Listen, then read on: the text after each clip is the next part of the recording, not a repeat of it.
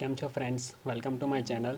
तो आज हम बात करेंगे एलओआर के बारे में। तो एलओआर क्या होता है और कहाँ से मिलता है और उसका क्या मीनिंग होता है, क्या क्या डिटेल्स होती है, उसके बारे में आज हम बात करेंगे। तो अगर ये वीडियो आपको पसंद आए तो वीडियो को लाइक कीजिए, शेयर कीजिए और चैनल को सब्सक्राइब कीजिए। तो ज़्यादा देर नहीं करते, चलते हमारे वीडियो पे। तो फर्स्ट ऑफ ऑल एलओआर का फुल फॉर्म क्या होता है। तो एलओआर का फुल फॉर्म है लेटर ऑफ रिकमेंडेशन। ठीक है। तो मैं आपको मेरा एलओआर दिखाता हूँ। तो कुछ इस तरह से एलओआर होता है, एक पूरा लेटर होता है जो हमें ऐसे लेटर पेड पे मिलता है। तो पहला क्वेश्चन ये है कि एलओआर हमें कहाँ से मिलता है।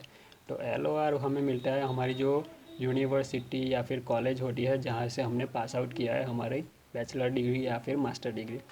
तो वहाँ से हमें एलओआर मिलता है। ये पूरा का पूरा जो होता है ना वो कॉलेज का एक लेटर पेड होता है, उस पर हमें ऐसे प्रिंट करके वो लोग देते हैं। तो वो हमें यूनिवर्सिटी या कॉलेज में से मिलता है। और एलओआर लेने के लिए हमें जो हमारे प्रोफेसर है उनका कांटेक्ट करना पड़ता है। ठीक है। तो एलओआर में होता ये है कि जो हमारे प्रोफेसर है या जो जो भी हेड ऑफ डिपार्टमेंट है, प्रोफेसर या फिर लैब असिस्टेंट है, वो उनसे हम एलओआर ले सकते हैं।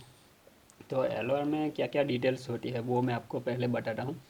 तो एलओआर में होता ये है कि 2 या 3 पैराग्राफ लिखे हुए होते हैं। तो उसमें क्या लिखा हुआ होता है कि अ, जो प्रोफेसर है वो हमें रिकमेंडेड करते हैं कि ये स्टूडेंट को मैंने ये सब्जेक्ट पढ़ाए थे लास्ट 4 ईयर या 3 ईयर या फिर ड्यूरिंग बैचलर डिग्री और मास्टर डिग्री। तो वो लिखा हुआ होता है एक पैराग्राफ में। दूसरा पैराग्राफ में लिखा हुआ होता है कि जो स्टूडेंट्स है अ, उनका परफॉर्मेंस कैसा था, उनकी क्वालिटी क्या थे, किस इवेंट में उन्होंने पार्टिसिपेट किया था और किस एकेडमिक सब्जेक्ट या फिर किसी भी एकेडमिक इवेंट में वो बहुत उनका परफॉर्मेंस हाई रहा था। वो सब दूसरा पैराग्राफ में लिखा हुआ होता है। और एक तीसरा पैराग्राफ होता है, उसमें क्या लिखा हुआ होता है कि जो प्रोफेसर है वो यूनिवर्सिटी को रिक्वेस्ट करते हैं कि ये स्टूडेंट को हम रिकमेंडेड करते हैं आपके यूनिवर्सिटी में एडमिशन के लिए। अगर ये इस स्टूडेंट को आप अपनी यूनिवर्सिटी में एडमिशन दोगे तो ये उनकी एबिलिटी ठीक तरह से प्रूव कर पाएगा या फिर अच्छा परफॉर्मेंस देगा। ऐसा थर्ड पैराग्राफ में लिखा हुआ होता है। जो लास्ट के 2 पैराग्राफ है वो कभी कभी प्रोफेसर कंबाइन में भी लिख देते हैं। तो ऐसे 3 पैराग्राफ या 2 पैराग्राफ एलओआर में लिखे हुए होता है। उसके बाद नीचे है ना, नीचे प्रोफेसर की साइन होती है, प्रोफेसर का नेम होता है और प्रोफेसर का जो डेजिग्नेशन है, कौन सा डिपार्टमेंट से है या फिर उनका जो भी डेजिग्नेशन हो, लैब असिस्टेंट या फिर हेड ऑफ डिपार्टमेंट जो भी है वो लिखा हुआ होता है। उसके बाद कॉलेज का नेम होता है और एड्रेस होता है साथ में ही। उसके बाद प्रोफेसर का ईमेल आईडी होता है और ईमेल आईडी और कॉन्टैक्ट नंबर होता है। लेकिन यहाँ पे कॉन्टैक्ट नंबर ऑप्शनल है, आपको नहीं मिले तो भी चलेगा, लेकिन ईमेल आईडी होना ही चाहिए क्योंकि अगर आपने फॉरेन यूनिवर्सिटी में अप्लाई किया है और वहाँ से उनको कोई प्रॉब्लम आती है या उनको कोई ज़्यादा डिटेल चाहिए तो वो लोग इसी ईमेल आईडी पे कांटेक्ट करेंगे हमारे प्रोफेसर को। तो ये खास ध्यान रखिए कि प्रोफेसर प्रोफेसर की साइन, ईमेल आईडी और हमारे कॉलेज का जो ये स्टैम्प होता है, ऐसा वाला एक स्टैम्प होता है, वो स्टैम्प चाहिए हमें। तो ये एलओआर होता है कुछ इस तरह से। और ऐसे हमें मिनिमम 3 एलओआर चाहिए। एक दो प्रोफेसर के चाहिए और एक हेड ऑफ डिपार्टमेंट के चाहिए या फिर तीनों के तीनों 3 प्रोफेसर के चाहिए। और जो भी 3 एलओआर है वो अलग होने चाहिए क्योंकि हमारे इंडिया में बहुत सारी यूनिवर्सिटी ऐसी है जो क्या कहती है कि आपको आपको खुद से ही एलओआर का जो भी फॉर्मेट है वो आपको बना के लाना है। जो भी 3 या 2 पैराग्राफ है वो आपको बना के लाने हैं।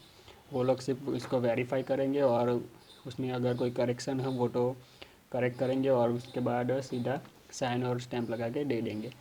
तो अगर ऐसा है तो आप 3 रिकमेंडेशन लेटर खुद ही बना लीजिए और अपने कॉलेज या यूनिवर्सिटी में जाके प्रोफेसर से मिलिए और उनके पास वो वेरीफाई करवाइए और सीधे लेटर पैड पे प्रिंट करवा लीजिए, तो आपका ये LOR मिल जाएगा। और बहुत सारी यूनिवर्सिटी और कॉलेज में ऐसा होता है कि LOR का चार्जेस लगते हैं। जैसे कि मेरी कॉलेज थी तो उसमें उन्होंने मेरे LOR और एक एनवलप दिया था, उनके 50 रुपये एक कॉपी के 50 रुपये वहाँ से लिए थे। तो ये एनवलप भी बहुत ज़रूरी है, हमें ये कॉलेज का एनवलप भी लेना है साथ में, क्योंकि हमें बाद में कुरियर करना पड़ेगा हमारा LOR, तो इस एनवलप में हम उसको कुरियर कर सकते हैं। तो ऐसे एनवलप भी आप ले लीजिए अपने यूनिवर्सिटी में से। और दूसरा क्या होता है, ऐसे जो आप LOR में एक चीज़ ध्यान रखिए कि जो हमारे पैराग्राफ या फिर प्रोफेसर्स की डिटेल है उसमें कोई स्पेलिंग मिस्टेक या फिर कोई मिसकंसेप्ट वाला जो सेंटेंस होता है ऐसा कुछ नहीं होना चाहिए, क्योंकि अगर उनको वो डाउटफुल लगा तो वो लोग फिर से आपको कांटेक्ट करेंगे, आपको नहीं, प्रोफेसर को सीधा कांटेक्ट करेंगे और आपको वो प्रॉब्लम में डाल सकता है। तो ये ध्यान रखिए कि स्पेलिंग मिस्टेक और मिस अंडरस्टैंडिंग नहीं होनी चाहिए। उसके बाद दूसरी डिटेल्स तो बस यही थी। LOR ऐसा होता है। तो अगर ये आपको ये वीडियो पसंद आया हो तो वीडियो को लाइक कीजिए, शेयर कीजिए और चैनल को सब्सक्राइब कीजिए। तो मिलते हैं हम अगले वीडियो में, तब